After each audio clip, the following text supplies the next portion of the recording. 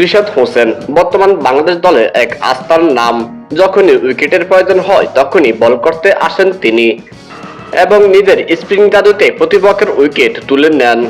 ব্যাটিংয়ে লোয়ার অর্ডারে যখন বাংলাদেশ ভোগে তখন বেশ কিছু রান যোগ করেন তিনি। শুধু ব্যাটিং কিংবা বোলিং নন, ফিল্ডিংও বেশ দক্ষ এই ক্রিকেটার।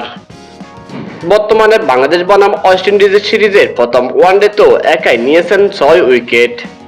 লোয়ার অর্ডারে ব্যাট করতে নেমেও 13 বলে করেন 26 রান এবং ফিল্ডিংয়েও দুর্দান্ত ভূমিকা রাখেন তিনি।